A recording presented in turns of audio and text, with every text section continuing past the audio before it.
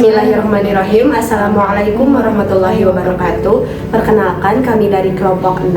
Saya Hanifah Maulani dengan rekan saya Salwa Nurwati Syifa. Kami akan menyampaikan sebuah materi tentang hakikat dakwah.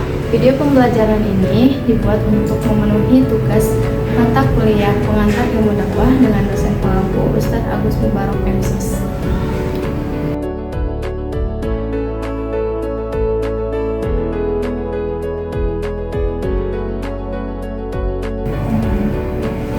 Sebelum membahas hakikat dakwah itu sendiri, maka kita akan membahas dulu elemen terpenting yang ada di dalam dakwah, yaitu salah satunya adalah manusia. Manusia adalah makhluk yang Allah ciptakan dengan berbagai kelebihan. Kenapa? Karena ia memiliki peran dan tugas yang penting di muka bumi ini. Di sini saya akan membahas tentang peran manusia sebagai makhluk sosial dan makhluk agamis. Manusia sebagai makhluk sosial adalah makhluk yang selalu membutuhkan hubungan dan interaksi dengan sesama. Maka dari itu, mereka harus membangun komunikasi yang baik dengan sesamanya. Dan manusia juga harus memperhatikan tanggung jawab dan kewajibannya di dalam masyarakat itu sendiri. Dan manusia sebagai makhluk agamis, yaitu mereka adalah hamba Allah yang Allah turunkan ke muka bumi ini sebagai khalifah. Khalifah dalam artian mereka harus bisa memimpin dirinya sendiri dan juga memimpin keluarganya dan juga masyarakat di sekitarnya. Dan peran manusia sebagai makhluk agamis juga ialah sebagai penyampai risalah Rasulullah, yaitu dakwah. Mereka harus bisa membangun masyarakat ke arah yang lebih baik. Maka dari itu, peran manusia sebagai makhluk agamis ini sangat penting sekali di dalam masyarakat. Konstruksi sosial masyarakat adalah sebuah susunan kehidupan masyarakat yang terbentuk karena adanya proses pembangunan tatanan kehidupan dengan berlandaskan norma dan aturan yang telah disepakati bersama. Konstruksi sosial masyarakat ini mengacu pada bagaimana nilai, norma, peran, dan institusi dalam masyarakat terbentuk melalui interaksi sosial dan cara pandang masyarakat terhadap suatu objek atau peristiwa yang ada di sekitarnya. Konstruksi sosial dapat bervariasi di berbagai tempat dan waktu, serta dapat berubah seiring berjalannya waktu. Dan konstruksi sosial ini diibaratkan sebagai sebuah bangunan, di mana agar bangunan itu kokoh, maka elemen penting di dalamnya harus membangun fondasi yang kuat. Dan fondasi itu dibangun atas dasar keimanan kepada Allah Subhanahu wa taala, terutama untuk kita umat muslim. Maka agar suatu konstruksi itu kuat, kita harus saling menguatkan dengan fondasi keimanan kita kepada Allah Subhanahu wa taala. Metode yang berdakwah adalah sebuah pendekatan yang sistematis dengan berbagai cara yang menyesuaikan sesuai dengan kondisi atau keadaan masyarakat agar dakwah yang disampaikan bisa diterima oleh masyarakat tersebut dengan baik. Maka metode dakwah ini sangat beragam sehingga dapat dijalankan dengan menyesuaikan sesuai dengan kondisi atau keadaan masyarakat yang akan didakwahkan.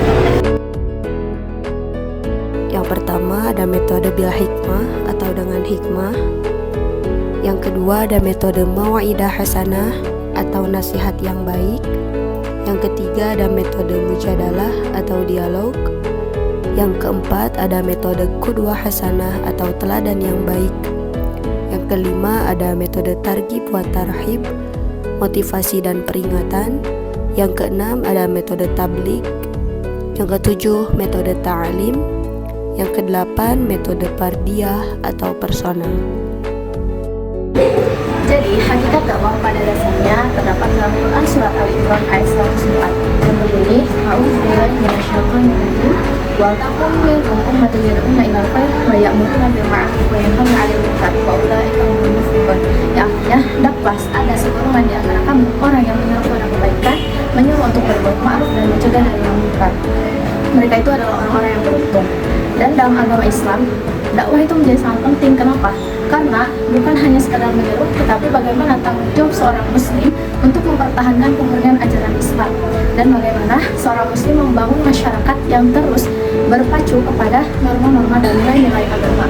Jadi pada dasarnya hakikat dakwah adalah mencegah dari yang munkar dan mengajak Islam kepada kebaikan.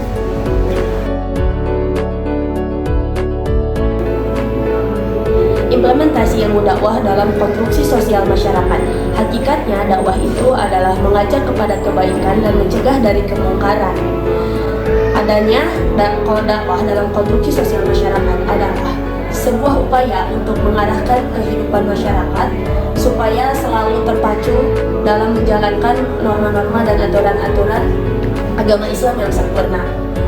Dalam dakwah, konstruksi sosial masyarakat akan terbentuk secara terperinci dan teratur. Karena dalam agama Islam, segala sesuatu telah diatur untuk menjadikan manusia menjalankan kehidupan dengan baik sebagai makhluk sosial atau sebagai makhluk agamis. Karena dalam Islam juga segala sesuatu telah diatur dari mulai hal terkecil sampai hal terbesar. Dan kita bisa tarik kesimpulan dari pembahasan yang sebelumnya bahwa pada dasarnya dakwah adalah sesuatu yang sangat dibutuhkan oleh manusia. Kenapa? Karena manusia sebagai makhluk sosial selalu membutuhkan interaksi dan komunikasi dengan sesama. Dan juga manusia sebagai makhluk agamis memiliki peran sebagai pendakwah, di mana dia harus selalu mengajak orang kepada kebaikan dan mencegah dari kemungkaran.